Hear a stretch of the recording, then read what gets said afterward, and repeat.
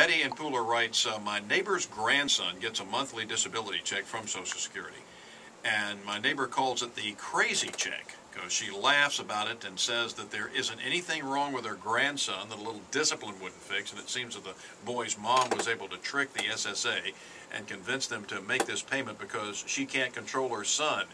Is this common? She also says, Yeah. let me say, Yeah. that she's enraged by this. She says, I'm very worried about our Social Security and Medicare future, and I'm pinching pennies everywhere for fear I can't afford my own future needs. Right. What can seniors do to stop the abuse of a system that was put in place as a safety net for those with real needs and for seniors in general? Nobody seems to talk about this problem, and it looks to me like these abuses are the one reason we're having such trouble with these systems. I thought that was a really interesting part of her letter. Indeed.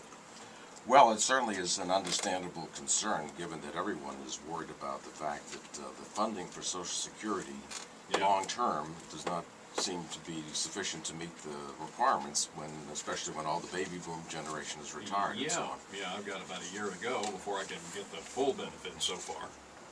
But I think I can, at least in part, maybe ease some of the listeners' concerns. Number one,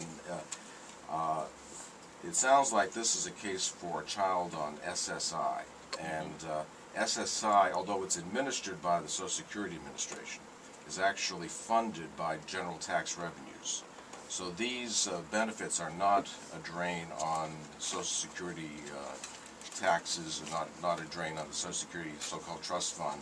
Right. So it really doesn't take anything away from what is set aside for retirees or people on Social Security disability. This is funded by general tax revenues. Actually, it's a little confusing because it's administered by the Social Security Administration, but it's a separate program.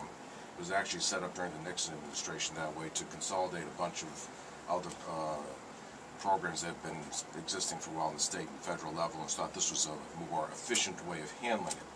Doesn't sound like that to me. I was just going to say, does it really make any difference? This sounds like a scam of the system if that's the case, if what Betty is saying is true. Well, the second point, which perhaps might ease her concerns a little bit, is it sounds like she believes that this child's mother has put something over on the Social Security Administration. Right.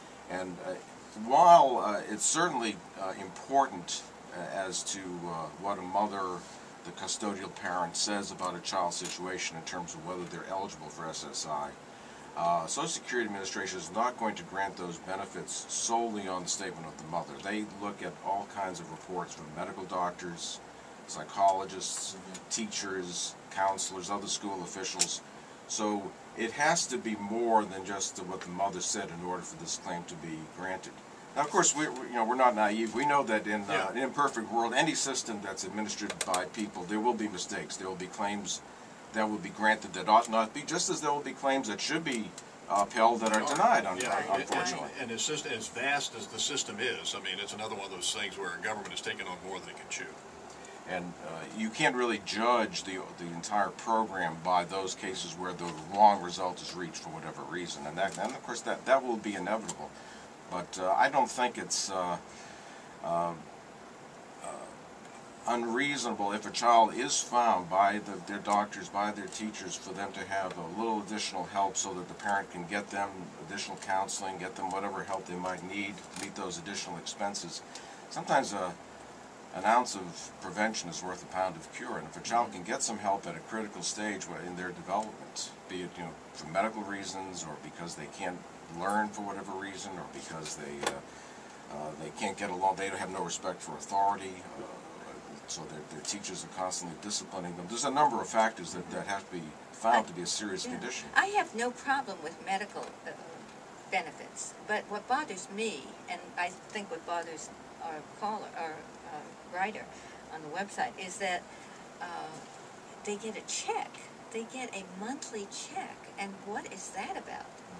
I mean, why was the system set up to give people money for a child in that situation? I can see if it's a really disabled child who needs the parent to be home and the parent can't work, something like that. But I've seen a lot of abuse with these crazy checks. Well, I think that many times a child can benefit if they get some additional treatment, and the parent does have to take time off. They have to drive them somewhere. They have to take them somewhere. There are a lot of additional expenses, and it can be due to a medical condition as well as to some of these developmental and learning problems that we've talked about. And if at the end of, well, this will typically end at age 18, although it could end, if they're still in school, they could end at 22. But typically, in many cases, they find that because they get some additional help, the child may then be able to become a productive member of society, which is what it's all intended to accomplish.